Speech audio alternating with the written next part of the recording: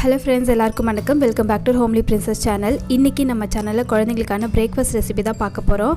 இந்த ரெசிபியை 8 மாசத்துல இருந்து எல்லா குழந்தைக்குமே நீங்க தாராளமா கொடுக்கலாம். இது நீங்க காலை உணவா கொடுங்க, அதுதான் ரொம்ப முக்கியம். அது மட்டும் இல்லாம இதுல சத்து மாவு ஆட் பண்ணிருக்கிறதுனால ரொம்பவே ஹெல்தியான ஒரு ரெசிபி இது. அண்ட் நம்மளோட சேனல் கண்டென்ட் எல்லாம் உங்களுக்கு பிடிச்சிருக்கு, வீடியோஸ் பார்க்க இன்ட்ரெஸ்டா இருக்குன்னா மறந்துடாம Subscribe பண்ணி வச்சுக்கோங்க. பக்கத்துல இருக்கிற பெல் பட்டனையும் பிரஸ் பண்ணிடுங்க. அப்பதான் நான் போடக்கூடிய எல்லா வீடியோஸையும் நீங்க மிஸ் பண்ணாம பார்க்கலாம். அண்ட் அது மட்டும் இல்லாம உங்களுக்கு ஏதாவது டவுட் இருந்தா கமெண்ட்ல கேளுங்க. உங்களுக்கு என்ன மாதிரி வீடியோஸ் வேணும்னு சொல்லுங்க, நான் போஸ்ட் பண்றேன். ஓகே, இப்போ வாங்க வீடியோக்குள்ள போலாம்.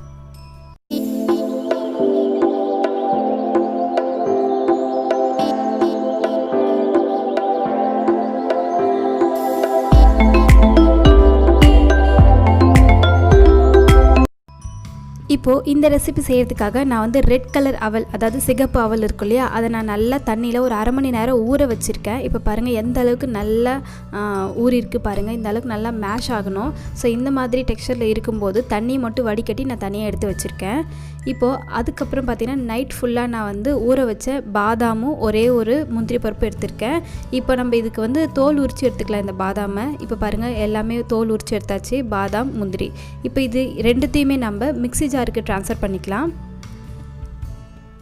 இது நல்லா ஸ்மூத் பேஸ்ட்டை நம்ம அரைச்சிக்க போகிறோம். அதுக்கு முன்னாடி இதில் 1.5 ஸ்பூன் அளவுக்கு நான் வந்து சத்து மாவு ஆட் பண்ணிக்கிறேன். நான் வந்து கவர்மெண்ட்டில் கொடுத்த சத்து மாவு தான் ஆட் பண்ணுறேன்.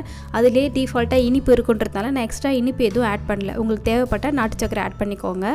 இப்போது இதுக்கு தேவையான அளவுக்கு தண்ணி ஊற்றி நல்லா ஸ்மூத்தாக பேஸ்ட் மாதிரி அரைச்சி எடுத்துக்கலாம். இதை ஒரு பவுலுக்கு ட்ரான்ஸ்ஃபர் பண்ணிவிட்டு மிக்ஸி ஜாரை கொஞ்சமாக தண்ணி ஊற்றி கழுவி அதையும் இதோடு ஆட் பண்ணிக்கிறேன். நல்லா கட்டி இல்லாமல் கரைச்சி எடுத்துக்கோங்க. இப்போ கேஸில் வச்சு நல்லா இந்த மாதிரி கூழ் மாதிரி கிளறிக்கிட்டே இருங்க. அந்த சத்து மாவு ஆட் பண்ணியிருக்கிறதுனால ஒரு 10 நிமிஷத்துக்கு மேலே, ஒரு 1/4 மணி நேரம் நீங்கள் வந்து இது மாதிரி குக் பண்ணிங்கன்னா தான் நல்லா வந்து சத்து மாவு நல்லா குக் ஆகியிருக்கும். ஸோ குழந்தைங்களுக்கும் சீக்கிரமாக டைஜஸ்ட் ஆகும். இப்போது நம்மளுடைய போரிஜ் ரெடி ஆகிடுச்சு. இதில் ஸ்மெல்லுக்காகவும் அது மட்டும் இல்லாமல் டேஸ்ட்டை என்ஹான்ஸ் பண்ணி கொடுக்குறதுக்காகவும் நான் வந்து கொஞ்சமாக வந்து நெய் ஆட் பண்ணிக்கிறேன். நெய் வந்து குழந்தைங்களுக்கு நல்ல குட் ஃபேட். ஸோ தாராளமாக நீங்கள் நெய் வந்து ஆட் பண்ணிக்கலாம். ஒருவேளை உங்ககிட்ட நட்ஸ் பவுடர் இருக்குது அப்படின்னா நீங்கள் முந்திரி பருப்பும் பாதாமும் ஸ்கிப் பண்ணிவிட்டு அதுக்கு பதிலாக நீங்கள் 1 ஸ்பூன் அளவுக்கு நட்ஸ் பவுடர் ஆட் பண்ணி நீங்கள் இதில் செஞ்சு கொடுக்கலாம்.